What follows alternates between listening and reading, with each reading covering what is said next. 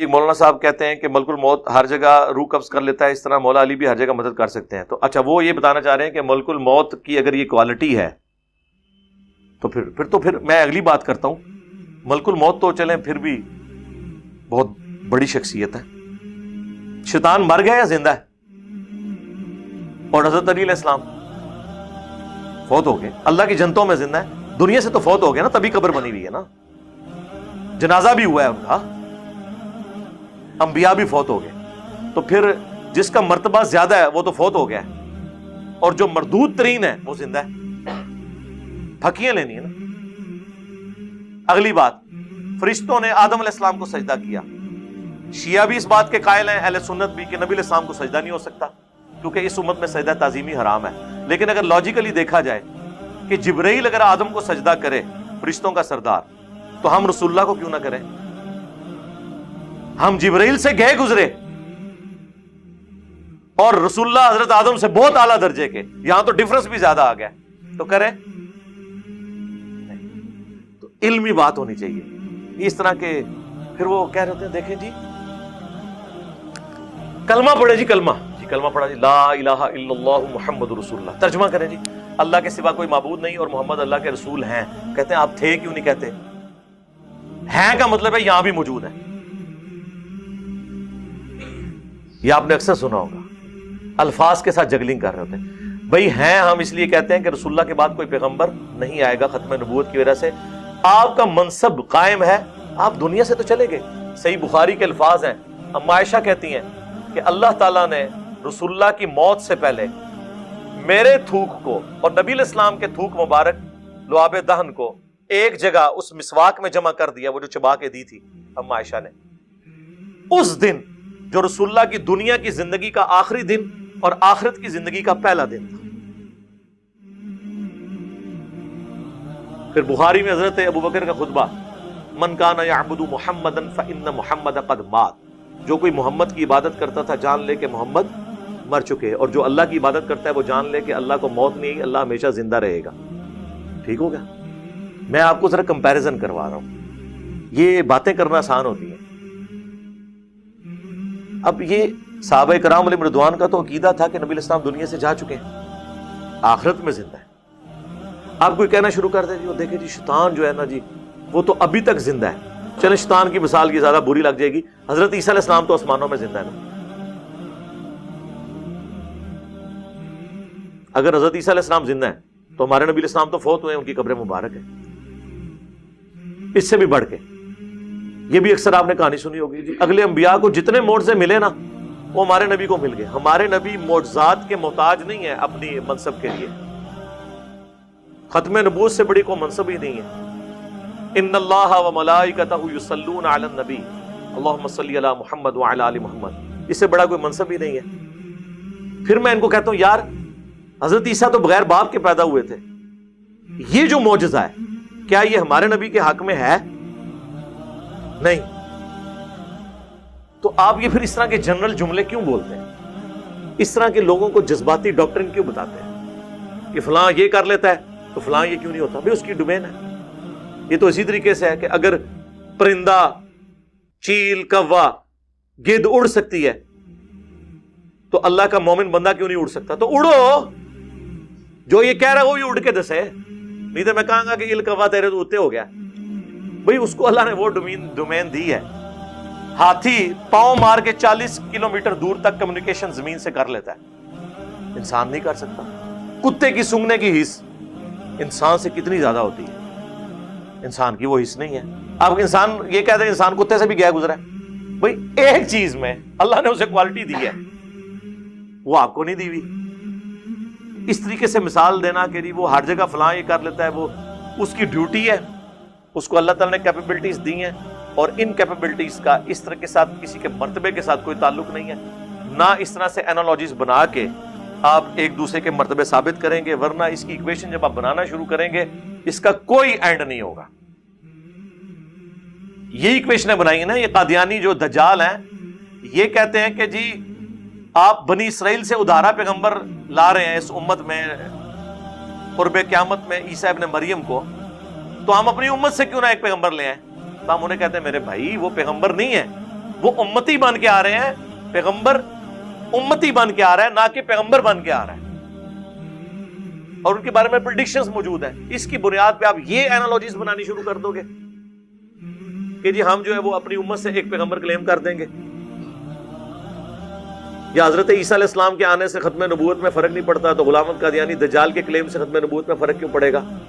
اس لیے کہ عیسیٰ ابن مریم نبی کی حیثیت سے نہیں، امتی کی حیثیت سے آئیں گے، اور صحیح مسلم کے الفاظ ہیں، وہ تمہیں اللہ کی کتاب اور تمہارے نبی کی سنت کے مطابق چلائیں گے، یعنی کوئی نیا دین نہیں لے کے، اور وہ دجال کو قتل کرنے کے لیے دنیا میں آئیں گے.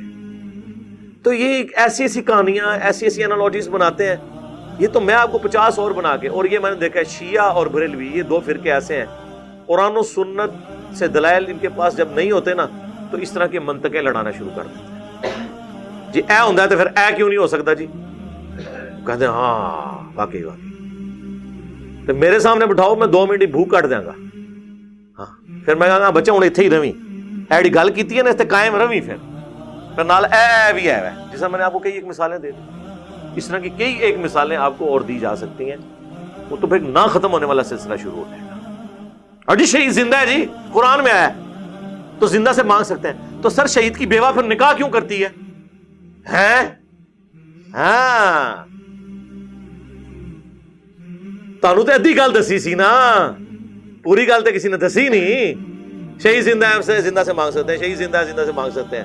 مولا علی بھی شہید ہے، مولا حسین بھی شہید ہیں، تو مانگ لیں ان سے.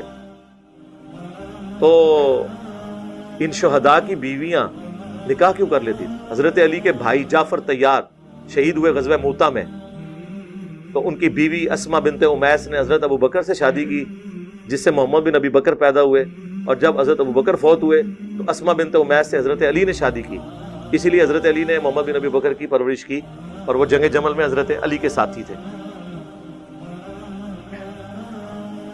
تو شہید اگر زندہ ہے تو اس کی بیوہ پر نکاح کیوں کر لیتی؟ نبی کی بیوہ بھی جو نکاح نہیں کرتی نا، اس کی وجہ یہ نہیں کہ نبی علیہ السلام آخرت کی زندگی میں زندہ ہے، نہیں، اس لیے کہ نبی امت کا روحانی باپ ہوتا ہے. النبی اولا بالمؤمنین من انفسہم وازواجہ امہاتہم، نبی مومنین کی جانوں پر ان سے بڑھ کر حق رکھتے ہیں، اور نبی کی بیویاں امت کی مائیں ہیں. اور قرآن میں پھر ساتھ یہ بھی آیا سورۃ الاحزاب میں کہ اللہ کے نزدیک یہ بہت بڑا گناہ ہے کہ تم نبی کی وفات کے بعد ان کی بیوی سے نکاح کرو، کیونکہ انہیں سٹیٹس ملا ہے امت کے باپ کی حیثیت سے، لہٰذا ان کی بیویاں امت کی مائیں ہیں. لیکن ماں کا پردہ رہا ہے، یہ نہیں ہے کہ کبھی امہات المومنین نے صحابہ سے بغیر پردے کے کبھی گفتگو کی ہو، نہیں، وہ غیر محرم والا معاملہ رہا ہے. وہاں بھی ریزن کچھ اور تھی کہ ان کی بیویوں سے نکاح نہیں ہے. یہ ریزن نہیں کہ نبی علیہ السلام قبر مبارک میں آخرت کی زندگی کے ساتھ زندہ ہے، ورنہ تو شہید بھی زندہ ہے.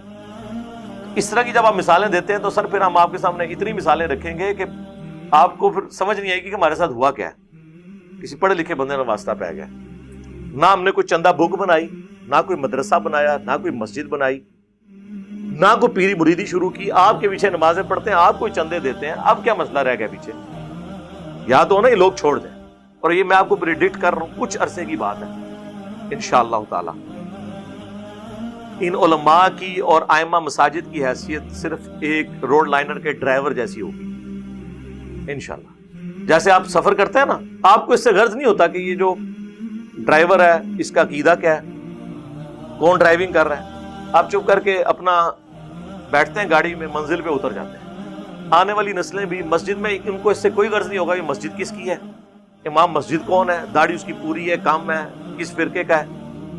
جسے سواری بیٹھ کے اتر جاتی ہے نا، یہ بھی لوگ جایا کریں گے اپنے بچوں کے ساتھ، نماز پڑھ کے باہر نکل آیا کریں گے. یہ خود بس امامت اور چندوں کو دیکھیں گے، عوام ساری کی ساری علمی کتابی مسلم ہوگی انشاءاللہ. اور یہ کوئی فرقے کا نام نہیں، یہ قرآن سے میں نے ڈیڈکٹ کیا ہے. ایتونی بکتاب من قبل ھذا او اثارۃ من علم ان کنتم صادقین، سورۃ الاحقاف آیت نمبر 4.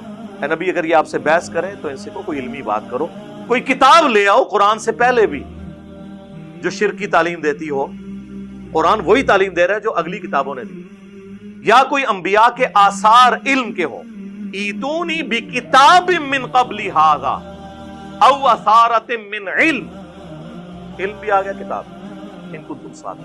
تو اسی کو ہم نے پریزنٹ کیا تھا کہ نام ہے وابی نہ میں بابی، میں ہوں مسلم علمی کتابی، لیکن کہتے یار یہ بابی کہہ دیا جی، ٹھیک ہے جی، وہ وابی کہہ دیا، وابی تو خود آپ کہہ رہے تھے ایک دوسرے کو، ٹھیک ہے۔ پھر میں نے سافٹ کیا نعرے کو کہ مرنے سے پہلے اے مسلمان، کہتے ہیں پیار سے میٹھی میٹھی باتیں، تو میں نے یہ التجا ہے نا کہ مرنے سے پہلے اے مسلمان کر لے اس میں غور، کتابوں کا خدا اور ہے، بابوں کا خدا اور۔ پھر بھی ان کو بات سمجھ نہیں آئی ہے، تو پھر ظاہر ہے جب اتنا کچھ ہو رہا ہو تو کبھی کبھار پھر انسان سے کوئی ایک وکھرے جہاں کے اندر کو بات نکلی جاتی ہے نا کہ بابے شاہی کوئی نہیں نکلی نا، تو یہ ان ساری باتوں کے بعد اور اینڈ پہ وہ جب کسی بندے کو دفنایا جاتا ہے نا، اس کے بعد وہ مٹی ڈال کے اس میں پانی ڈالتے ہیں تاکہ وہ قبر سے مٹی ادھر ادھر بکھرے، وہ یہ اب ڈال دیا ہم نے۔ فرقوں کی دکانیں بند، the damage has been